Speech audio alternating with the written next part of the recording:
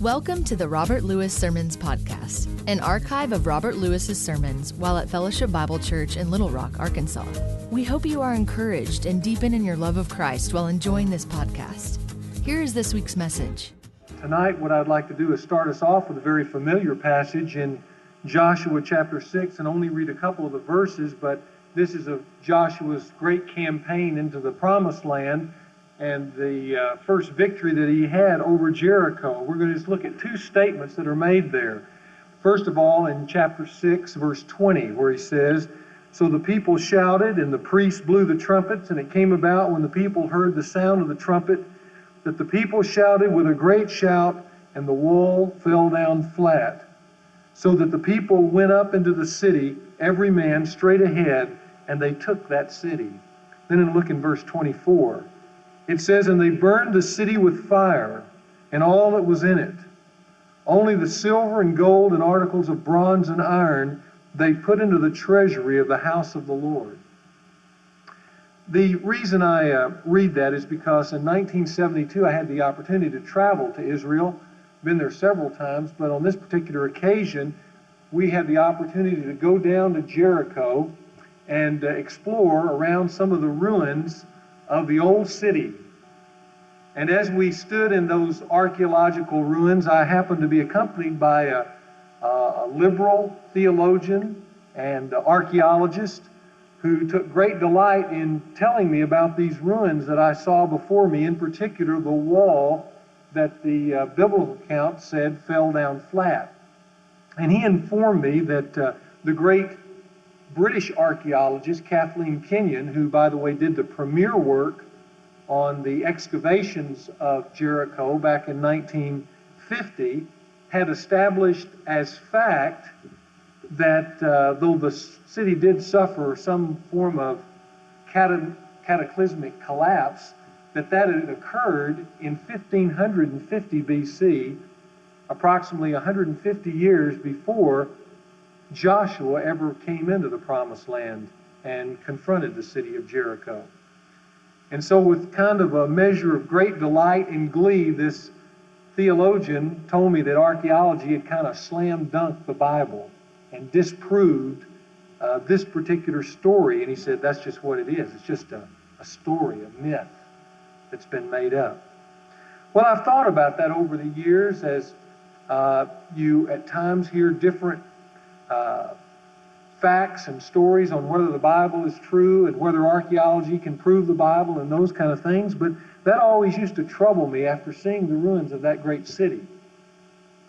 And then this fall, an article came out that shared some different insights, and that came from Dr. Bryant Wood, who is an ancient pottery expert from the University of Toronto.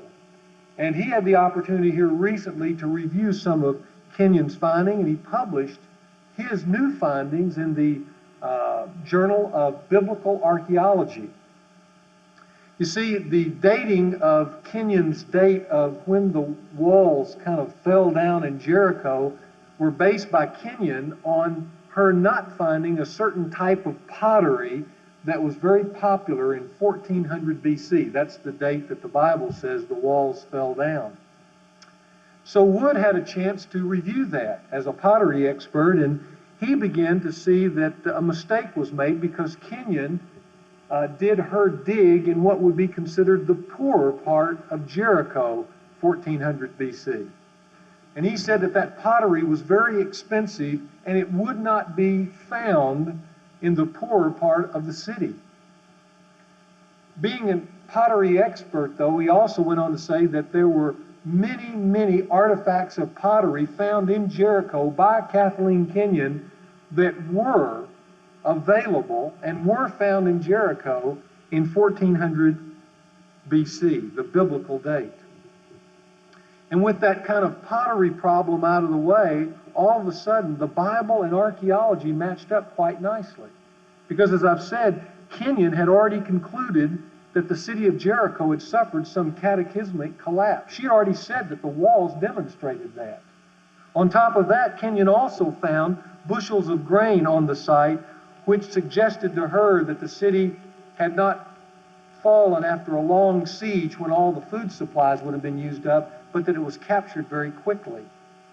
Kenyon found that the city had also been burned with fire. And if you notice in verse 24, that's what the biblical account says, that after they captured it, they burned the city with fire. Now, when I was in Jericho, looking at the walls, you can still see the fire line that runs around the wall. Still there. They recently dated that ash from the firewall, and guess what the date was? 1400 BC. Therefore, the conclusion by Wood was that it looks to me, he says, as if the biblical story is correct. And Time magazine reported that a host of experts reviewing Wood's research can find, quote, little fault with it. Says Time, score 1 for the Bible. Boy, I bet it took a lot of clenched teeth to write that. Score 1 for the Bible by Time magazine. The Bible has an impeccable record historically.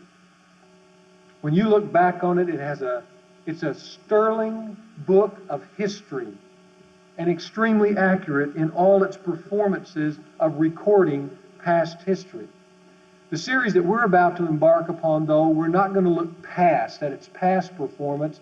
We're going to look at its future predictions of history. Not its past performance of recording history, but its predictions of the future of history. Because the Bible is both a history book and a book of the future. There are 8,352 verses in the Bible that deal with prophetic material. Prophecy makes up 29% of the Old Testament and 22% of the New Testament. In fact, the only books that don't have some kind of prophetic material in them are Ruth and Song of Solomon from the Old Testament and Philemon and 3 John from the New Testament. Otherwise, almost a third of your Bible deals in some form with prophetic material. And yet, unlike the ancient riddles that you find in a lot of pagan literature that are just that vague riddles, are these broad kind of predictions like Nostradamus gave about the future, or some inaccuracies that are recorded by modern-day prophets like Gene Dixon and others. Biblical prophecy is quite clear. A young child could pick up and read the Bible on a number of biblical prophecies, and it would be very clear to that child. It's not vague, and it's not couched in riddles. It's clear. And it's also tied tightly to the flow of history. So if you were a historian, you could go back and you could look at these passages of prediction of the future and tie them into history, because the Bible is tied to history. And it's extremely detailed in a number of places. And those predictions that have been made, that have already come to pass, interestingly enough, there hasn't been one inaccuracy in all of them. If we were just being honest and taking the time to look at the batting record of the Bible as to the prophecies it's already made and which have already come to pass, the Bible would be batting 1,000%. That's pretty good in any league. How can that be? Well, the Bible itself proclaims in Isaiah 45, "Who foretold this long ago, and who declared the future from the distant past?" And the answer there in Isaiah 45 is, "Was it not I, the Lord?" You know, Jesus, when he was on earth, gave some explicit and detailed statements about his second coming and the signs that would occur before that second coming to his apostles. And at the end of that discourse in Matthew 24, Jesus says, "Behold, I have told you in advance."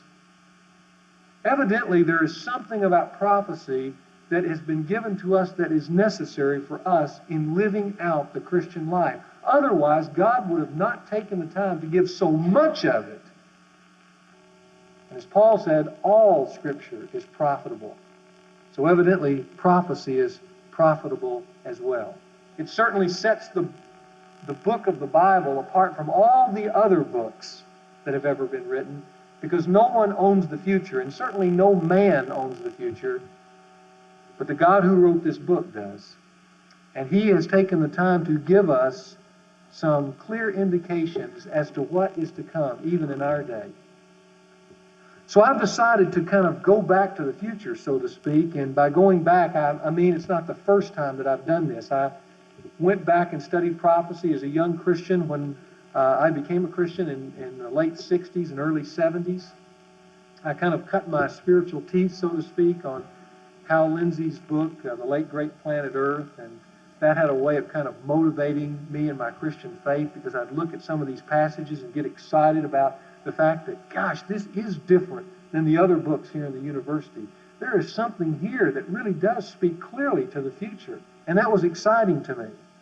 Of course, as time went on in my Christian life, I discovered that Hal Lindsey and others went a little overboard in some of the things they said. There was a lot of exaggeration that occurred during the late 60s as concerning prophecy that really tend to sour me and probably a lot of others on really spending some time studying the prophetic statements of Scripture. So prophecy in the late 70s and 80s have fallen on hard times. And the church has not really proclaimed that. We've certainly not done much in that regard as to our preaching here in the church on prophecy. Much of that because of the rumors that were spread and people giving all kinds of personal predictions that they said were really biblical predictions. Maybe you've heard some recently where they've talked about the mark on Gorbachev's head as being the mark of the Antichrist. And I even heard one recently of Ronald Reagan. When he came to the presidency, they said Ronald Wilson Reagan, and each one of those words has 6 letters in it. So Ronald Wilson Reagan, 666. Crazy stuff like that. And of course, we had the Rapture 88 here, where people were making very strong predictions about the rapture that didn't come about. And as a result of that, a lot of people get hurt and disheartened. And I think even we as Christians get a bit cynical in that regard. So why are we going to start a series on prophecy? Well, let me give you 3 reasons I think are worthy for a study on prophecy. The first is this: if God has been gracious enough to allow us to eavesdrop on the future, certainly we should be faithful in mastering what He's revealed. There must be something there that would be of great encouragement to us. And we should not let the abuses of some and the exaggerations of others, plus the fact that at times prophecy is wrapped in figurative imagery that can be, at points, difficult to understand, keep us from wanting to familiarize ourselves with what God has in fact said. Because prophecy says that the future is certain. It's not something that is well, however fate would have it, or it's que sera, sera, whatever will be, will be. No, prophecy says that it's not that way, and it's not out of control, but the future is certain. And it should be of encouragement to those people who name the name of Christ. Secondly, another reason I think that it's worth studying prophecy is this. Prophecy is extremely encouraging and uplifting in times of trouble. In the 60s, it was encouraging to me when it seemed like our whole nation was coming unraveled. But I have the feeling that the 90s are shaping up to be a lot like the 60s. Maybe even more so. We have all kinds of changes that are occurring in our world, not just in our nation. In the 60s, it was just a youth movement, a student youth movement within our country. But today, where we used to have this kind of the standoff between communism and the free world, but it created a stability of sorts. Now, as communism comes unraveled, we've got a world that really is in great transition. And I think that it doesn't take a prophet to look into the 90s and say, unless somehow we get a hold on all this, which we probably want, there's going to be a lot of revolution and war and terrorism and upheaval and maybe economic collapse. We're entering a 10-year period that is going to be really volatile, and it will cause high anxiety even for the people of God as we see these things taking place. And yet what prophecy does, it assures us that though things look out of control, they are in fact in control. In John Bunyan's book, Pilgrim's Progress, he talks about this young lad who's heading to what Bunyan calls the celestial city. And as Pilgrim is on his way, he has to pass through this extremely scary forest. And in the forest are all kinds of lions and tigers, and yet he proceeds by faith along this narrow path, even though he can hear the roars of the lions and tigers in the forest. How was he able to keep going forward towards the celestial city rather than be paralyzed with fear? Well, in Bunyan's book, Pilgrim's Progress, it's because Pilgrim had this little book, and in it, it said that the lions were chained. You know, when you enter into times of trouble and transition, and it seems like everything is getting out of control, it's good to keep proceeding forward as a Christian because you have a book that says pretty much the same thing. It says that the lions are chained. You don't need to be afraid. God is in control of this world and where it's going and what is taking place, no matter how dark some days look to us, and that's of great encouragement. I think another worthy reason is that we all need from time to time to feel the supernatural character of this book that we hold, called the Bible. And I think prophecy, more than any other subject, has a way of kind of revealing to us the supernatural character of this great book. Many of you maybe have never felt that. Maybe you're a new Christian and you've never done a study on prophecy. Maybe for many of you, some of the things I'm going to say is familiar ground, but I think we can all be encouraged by reviewing that material again, lest we become what I call present-minded believers. And that's a curse. See, when you get so caught up in the present that all there is in your life is the present, then we become very short-sighted in our decision-making.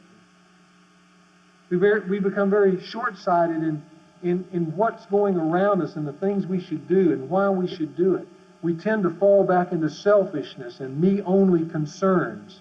We tend to trade experience for character because character is built over a long period of time and is rewarded at the end. But if we lose sight of the end, then all that's worth living for today is experience. It's real easy to sacrifice character for experience or the eternal for the now. But prophecy has a way of pulling your eyes up and looking over the landscape and realizing there's more than just the present. There's the future, and it's a real future, and it's fixed, and it's certain, and it's asking something of you who's heading there. Well, I think those are some good reasons for studying it. I also think that we are living in a time that has some signs of special interest, at least to me and I hope to you, because there are some events that are occurring in our world that has a certain flavor in relationship to biblical prophecy. And I want to kind of review some of those things because I think they're worth considering for us. You know, the Bible makes some incredible statements about what is going to occur. And probably the greatest prophecy, apart from the Lord Jesus himself, is the prophecy that the Old Testament makes concerning the return of Israel to the land of Palestine. Now, for some of you, that's kind of almost old hat, and that shouldn't be. We sometimes forget the incredible miracle that's wrapped up with a group of people who had been out of their land for 2,000 years coming back to the land of Palestine. It's wondrous. It's awesome in its understanding and scrutiny when you think about it, but it's even more awesome when we know that there were men in the Old Testament who predicted that 2,000 and 3,000 years ago. Let's go back 2,700 years to the book of Amos. You might just turn over there. It's towards the end of your Old Testament, and you'll come across that little book wedged in with these other minor prophets. And as you're turning there, let me just say that this book of Amos is an interesting one because it is a book denouncing the sins of both Israel and all the nations that were surrounding Israel. And if you were a Jew reading the book of Amos, you would pick it up, and it starts out with God saying how he's going to obliterate the nation of Edom, and then he's going to destroy Tyre, and then he's going to destroy Moab and Ammon and all these other pagan nations. And as a Jew, you'd probably be reading that letter and going, great, he's going to get rid of the heathens. The only problem is you come to about chapter 3, and then Amos says, and God's going to destroy Israel too. And then he goes into great detail in the next few chapters about how he's going to destroy Israel. And as a Jew, you'd be going, now wait a minute. I thought you said through our father Abraham that we were going to be this great people forever, and we were going to have this land. You had promised it to us. And here you are saying that you're going to destroy us. And yet that's exactly what Amos does. But when he gets to the last chapter, chapter 9, the prophet gives one glimmer of hope for the future. Notice in verse 8 of chapter 9, at the very end, he says, nevertheless, I will not totally destroy the house of Jacob. Not like these other nations. I'm not going to totally destroy you. In fact, he even looks even further out in verse 14, and he says that he will restore Israel at some point after he's destroyed them. Notice in verse 14, he says, I will restore the captivity of my people Israel, and they will rebuild the ruined cities and live in them. They will also plant vineyards and drink their wine and make gardens and eat their fruit. I will also plant them on their land. You know, when Amos wrote that 2,700 years ago, they weren't even out of the land. But they were about to be. He was telling them, you're about to be destroyed. And certainly they were taken out of the land. But he looks down through the annals of history and says, but there is going to come a place where you will come back into the land. If you read the prophet Ezekiel, he describes it this way. God gives him this vision of all these dry bones, Ezekiel 37. And he says to Ezekiel, Son of man, can these dry bones live? And if Ezekiel was honest, he would have said, no, they can't. Those dry bones, by the way, represented the dispersal of Israel for hundreds of years. And yet the prophet saw in this vision these dry bones ultimately come together, and what stood before them were the bones, and then the flesh put on the bones, and then in time this exceedingly great army. And then God tells the prophet Ezekiel, Ezekiel, this is my people Israel, whom I will bring back from all over the world, and I will put them in their land. Well, that's easy for us to look back on now because they are in the land. But you know, we forget, at least we forget the supernaturalness of these statements when you think, what would it have felt like if you were a Jew and the centuries began to roll by once your great nation was destroyed by the legions of Rome in 70 A.D.? And then it gets to be 200 A.D. and 400 A.D. and 600 A.D. and 1000 A.D. and you're not in the land. Would you believe these ancient oracles? How about 1300 A.D., 1500 A.D., 1800 A.D., and you're still not in the land? Could you believe these statements? You know what Christians started to do about 1800 A.D., who were Bible-believing? They would read statements like this, and they would say, well, maybe God didn't mean to literally fulfill Israel this way. Maybe it's a spiritual fulfillment. And yet there they were, these ancient prophets like Daniel and Ezekiel and Amos and others saying, no, Israel will go back in the land. And yet now it's 1,800 years and they've not been in the land. Could you believe? You know, this week I went back and I kind of rambled through some of my books in my library, and I pulled out Charles Hodge's Systematic Theology. You may not be familiar with the name Charles Hodge. He was a great American theologian. He was one of the great theologians at Princeton University. He was world-renowned for his theology and his writings. And I picked up volume 3 of his great Systematic Theology, and I looked up under there his section on last things. And lo and behold, there was a section in the book that was entitled this way, Are the Jews to be Restored to Their Own Land?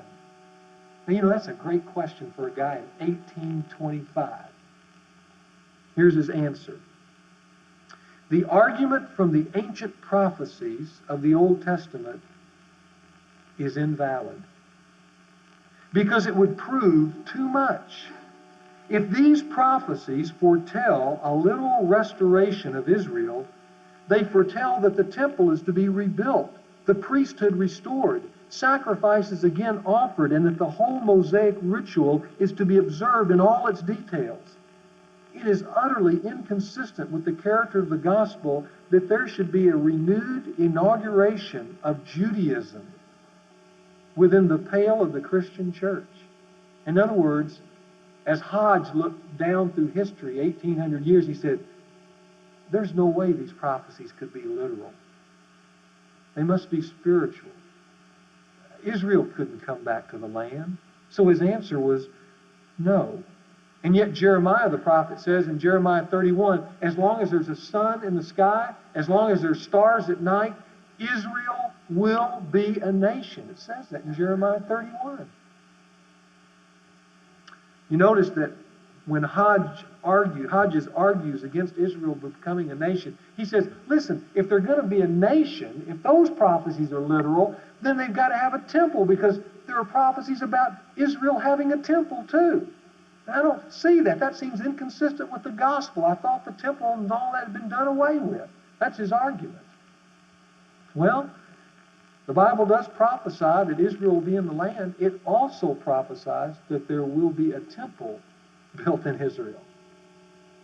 That's almost kind of common thinking for an apostle in the New Testament age. For instance, turn over to 2 Thessalonians chapter 2. Because in 2 Thessalonians it mentions a restored temple.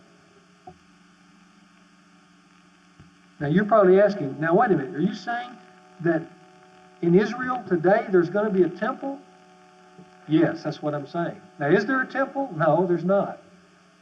But the Bible has prophesied that there will be. Look at chapter 2, verse 3. Paul, by the way, is talking about the end times, and he's talking about this man of lawlessness who's going to appear. We know him in other places as the Antichrist. And he says in verse 3, let no one in any way deceive you, for it, and the it that he's referring to up in verse 1, is the coming of Jesus Christ.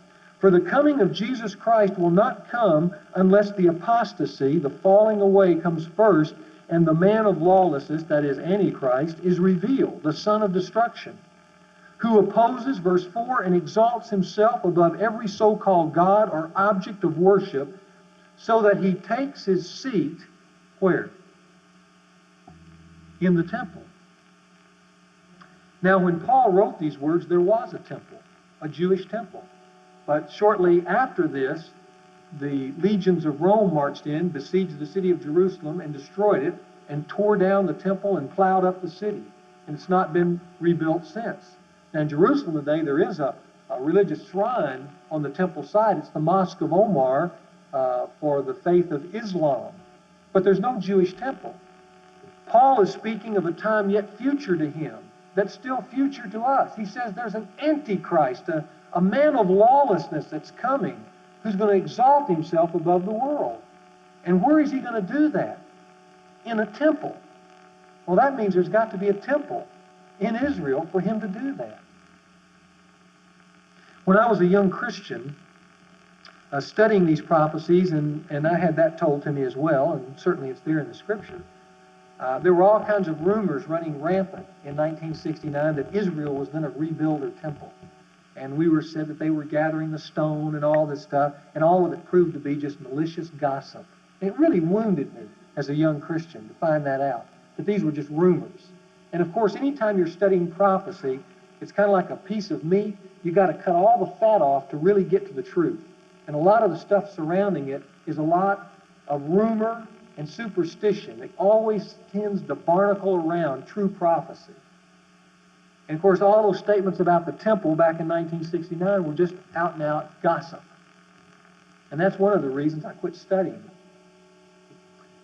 Anytime you study prophecy, you need to look at the facts. So I want to tell you a few facts about the temple and Israel. And I got these, and some of you probably saw this several months ago right out of Time magazine again. There was an article that really grabbed my attention in the October 16th issue of Time, and it was entitled, "Is It Time for a New Temple?"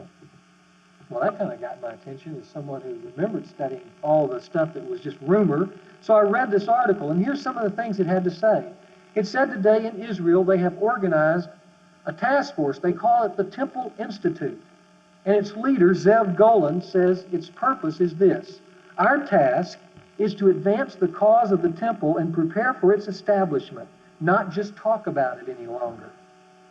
The Institute for the last few years has been painstakingly reconstructing, according to biblical specifications that are found in the Old Testament, the instruments that were used in temple music, the implements that were used in the temple sacrifices, so that when a temple is built, they will have all the implements and instruments that the Old Testament says is necessary to conduct temple worship. For instance, they've already constructed, and they even had pictures in the Time magazine of the lyre and the harp, all constructed according to biblical specifications, and 38 other implements that would be used in temple ceremonies. They've also woven together priestly vestments for the priest to wear according to biblical specifications. And as directed by the Bible, these garments were to be made by hand with flax spun into 6-stranded threads. And they've done that so that the priest could wear them when the temple is ultimately built. There are also 2 Talmudic schools now in operation near the Western Wailing Wall, and there are 200 students who are searching the family lineages of the Jewish people, hoping to find some way of discerning people who are in the line of Levi, the priestly line. Now that's going to be very difficult since all the genealogical records that we know of were destroyed when the temple was destroyed in 70 AD. But nonetheless, the search is on to somehow prove who can be in the line of Levi so that there can be priests who can serve in the temple. And I bet some way they'll come up with a way of discerning that. In Numbers 19, it says that the priests were to purify their bodies with the cremated ashes of an unblemished red heifer. You can almost see some prophecy of Christ in that.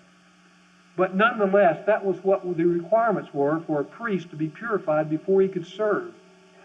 This last August, the chief rabbinate in Israel spent 2 weeks scouting Europe for red heifer embryos. Now, these are not rumors. These are documented facts. So that they could bring these embryos back to Israel and implant them in cattle on cattle ranches in Israel. The article in Time concludes with this quote from Golan on the temple. He says, "No one can say how, and no one wants to do it by force, but sooner or later the temple will be done, and we will be ready for it." Well, that shouldn't catch any of us by surprise, because 2,000 years ago, the Bible said that there would be a third temple. And I can tell you all tonight, there will be a third temple in Israel. You can count on it. Those are 2 incredible prophecies. There's a third prophecy as well that kind of are interesting in light of the times in which we live, and that is this. The Bible prophesies a key alignment of nations, particularly around Europe. We're going to talk much more about this when we get into our study in the book of Daniel. But the Bible has set forth that there is a coming world empire that will basically have the same outline geographically as the old Roman Empire, except this particular empire will be a loosely connected federation of nations. The Bible even says how many. It says 10, who will become the greatest power on the face of the earth. Well, we know from history that when Daniel spoke those words, there was not even such a thing as a Roman Empire. That was still several thousand years to his future. And yet there's been a Roman Empire, and then subsequently the demise of the Roman Empire. And yet all the way through the Dark Ages, if you read anything about history, there was always these attempts to revive the empire in Rome. Charlemagne probably came the closest in the 10th century in creating the Holy Roman Empire for a time, for a season. But in 1957, there was a European conference of nations, and they initialed an agreement called the Treaty of Rome. And the Treaty of Rome was an agreement to bring the states of Europe together economically as well as politically. Now, what has occurred since the Treaty of Rome is that we've had the common market come about. And for a while there were 10 nations in the common market. Now there are 12 nations comprising the common market.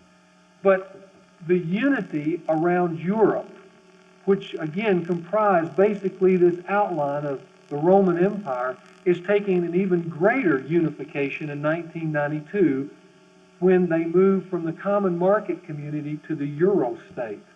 And some of you have probably been reading about that. There's been much said in business magazines and different other kinds of articles because of the immense power Eurostate will bring about when these nations align themselves in a much tighter political and economic community. All over Europe, starting in 1992, if they go according to schedule, and they probably won't, but if they do, what you will see is all the trade barriers come down between the now competing nations. They will have a single currency that they will use. You can travel throughout Europe without visas from nation to nation. They will have a central European Parliament that will give leadership over all Europe, somewhat like our federal government does to the United States. The fact is, the Parliament has already been created and is meeting presently in Brussels, Belgium, to make conclusions about this new European community. You know, the combined GNP of Eurostate will surpass that of the United States. It will be the greatest economic power on the face of the earth if it goes according to plan in 1992. And that's without including the unification of the Germanys. Germany is part of Eurostate.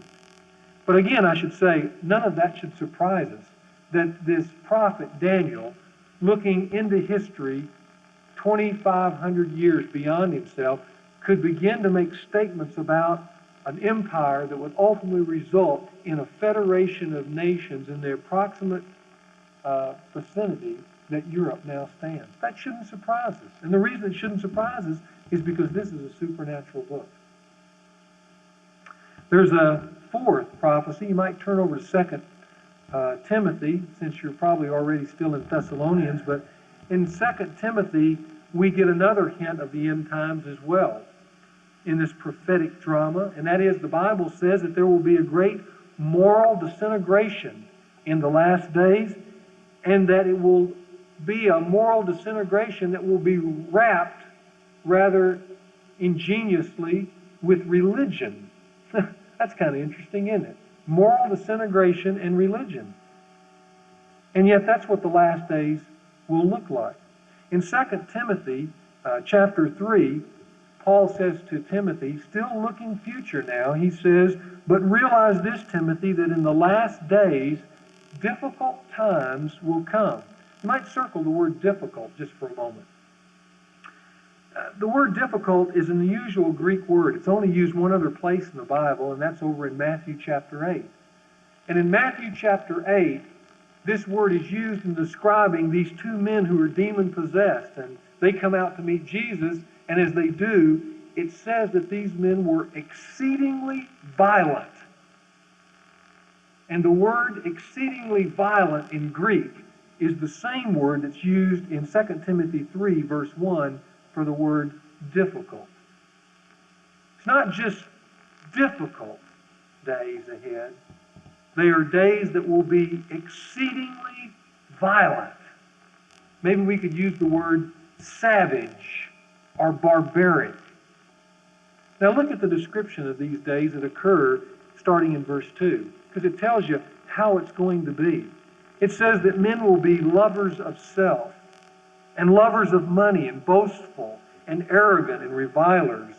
They will be disobedient to parents, and ungrateful, and unholy, and unloving, and irreconcilable. They will be malicious gossip. They won't have self-control. They will be brutal. They will be haters of good, treacherous, reckless, conceited, lovers of pleasure rather than lovers of God. Now look up here for a moment. They will be all those things, and they'll be religious too. Look at verse 5. Holding to a form of godliness, although they have denied its power. That's what the last days are going to look like. That's the way the atmosphere will be charged in the days before the coming of Christ. And no one will bring that about better. No one will lead that charge of both immorality and religion better than Antichrist. That's why, remember in 2 Thessalonians, he's called the man of lawlessness. He will be this charismatic figure who will have a way about him that will mesmerize millions, and he will mix to perfection a perfect blend of sin and selfishness and spirituality all together, real uniquely. And he will offer it to the world, and the world will say, that's exactly what we want. We can do what we want and feel justified in doing it because it's spiritual to boot. Well, all of this is some of the unique features of what our Bible looks forward to. Some of these things we've seen actually fulfilled before our very eyes. Some things are still yet future, but all of these things set the Bible apart as an extremely unique book, and it should affect how you think and how you feel and how you act in the day-to-day. Now, in your outline, I said I've got listed there some differences prophecy should make. Let me give you 3 differences that I think prophecy should make for each one of us. First of all, prophecy should strengthen our trust in the Bible. I want to keep pressing the point that there is no book in literature anywhere that you could hold up with these kind of prophetic statements and feel certain and secure. The Bible is an extremely unique book. There's no place that has prophecies like the ones I've been reading that are so clear and cogent. Most ancient prophecies, as I've said, are riddles, and they don't make much sense, and you're not sure if you can decipher them or not. But that's not true with the Old Testament or the New. They're very clear. And besides, where else can you go in all of literature that you can find a book that has futuristic statements like these that also have the support, rather than the refutation, the support of history and archaeology and science? Remember? It was carbon-14 dating that was applied to the walls of Jericho, not some wild-eyed fanatic. See? It's history that looks back on Jesus Christ and says, with great documentation, Jesus Christ walked the planet Earth. He was real. He wasn't a myth of some Christian fanatics. See, you have all kinds of support to the things that the Bible has said. And where else can you find these futuristic statements in any other place in literature that you can have such accuracy and such certainty attached to them? Well, the answer is nowhere. Nowhere. This Bible is the book of books, and it should encourage us, and it should inspire us, and it should elicit from us our time and our effort and trust. The second difference it should make is that it should call from us a sense of spiritual responsibility rather than negligence. In other words, having this treasure in our hands, this great book, there should be something about it that should tell us we need to become spiritually responsible to its contents. In Dublin, Ireland, towards the end of the 19th century, Thomas Huxley was kind of a great advocate for Darwin. And he loved to crucify Christians. And he was delivering a series of lectures there in Dublin in which he had been blistering Christianity. And at the end of his talks, he jumped in a carriage and he was late for his destination. He thought the carriage driver knew where his destination was, so all he yelled to him was this: "Hurry, I'll be late. Drive fast." And so the carriage bolted across Dublin. And about 10 minutes later, as Huxley looked out the window, he realized that the driver was going in the wrong direction. And so he yelled to the driver. He said, "Do you know where you're going?" And the driver yelled back, "No, Your Honor, but I am driving very fast." You know, that is a perfect illustration of many of us. It really is. We've got all this prophetic direction that says that history is not just moving along in haphazard patterns. History is moving along just as God has directed it and ordained it and predetermined it, with an absolute conclusion at the end that you can bank on. And He's told us that. And He's given us biblical guidelines for how we're to live our life now in light of that which is so certain. But let me ask you the question. Do you know where you're going? If God asked you that, do you know where you're going? Would you reply, "No, Your Honor, but I am going very fast." That's our world today. We're going very fast. And the companion that sits next to fast, that always accompanies fast, is the companion called futility. We go in all kinds of circles, in all different kinds of directions. But God doesn't want us necessarily to go fast. He wants us to go forward, towards spiritual responsibility, towards spiritual life and service in light of that which He's already told us is going to happen. Look at 2 Peter chapter 3. I think he states it as well as anybody. In 2 Peter 3, Peter is talking about the end.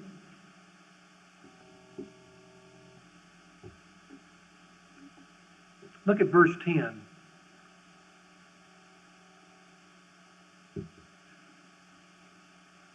Now he's talking about the end here. But he makes a statement in reference to that I think speaks of the point I just made. Verse 10 says, "But the day of the Lord will come like a thief in the night, in which the heavens will pass away with a roar, and the elements will be destroyed with intense heat, and the earth and its works will be burned up." You see, it's not going to be the sun that's going to finally burn out and end life on planet Earth. It's going to be the coming of the S-O-N Son that's going to end everything. He says, and you know that. And because you know that, look at verse 11. "Since all these things are to be destroyed in this way, what sort of people ought you to be in holy conduct and godliness?" That's a great question. That's a great statement. If everything's going to the end this way, and we know what it's going to be like at the end, it should affect how we live now. That's what he's saying. Now that even takes on greater color with this third difference I would like to give you, and the last one. Prophecy should build our confidence that the future belongs to the righteous only. To the righteous only.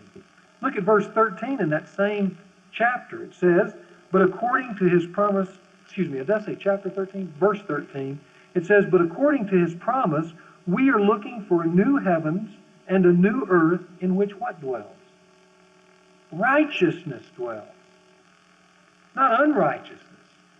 So all of history is being moved along, borne along by God to end with this place, this domain in which righteousness dwells. And Peter says we have God's promise on that. Now the reason I state that is, knowing this, I don't want to be cultivating tastes that are not going to be a part of a kingdom of righteousness. I don't want to be cultivating distaste. I don't want to get to eternity and find out that I'm out of sync with the taste of eternity. Because the taste of eternity are going to be righteous and righteousness, not unrighteousness. So if I spend all my time on unrighteous things, cultivating a now-only mentality, when history moves and bears me along to the end, and I find that the end is only for the righteous, where does that leave me? See, it leaves me out of sync with tastes and desires and longings that don't fit the kingdom that God is moving all history to. That's where it leaves me. Look with me as we conclude at the book of Revelation, chapter 21.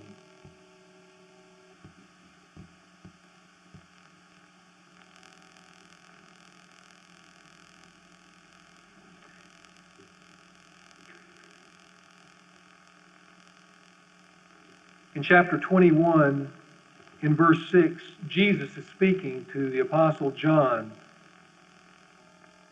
And he says to him concerning this new heavens and new earth, he says in verse 6, it is done. You've heard the done deal? That's what he's saying here. This is a done deal. I am the Alpha and the Omega, the beginning and the end, and I will give to the one who thirsts from the spring of the water of life without cost. That is, if you're not a Christian here tonight, what he's saying is, if you want to know me, I'll give you myself without cost. That's for the non-Christian to become a Christian. But then look at verse 7. He speaks to the person who is a Christian. He says, he who overcomes shall inherit these things, and I will be his God, and he will be my son. In other words, if I'm moving and cultivating these tastes, there's something real special about overcoming in this world, in this life, with all its distaste for the kingdom. There's something special. I get this recognition at the end of being God's because I've lived and overcome for him. But then look at the next verse. But for the cowardly and the unbelieving and the abominable and murderers and immoral persons and sorcerers and idolaters and all liars, look at their part. It will be the lake that burns with fire and brimstone, which is the second death. Look over in chapter 22, verse 7.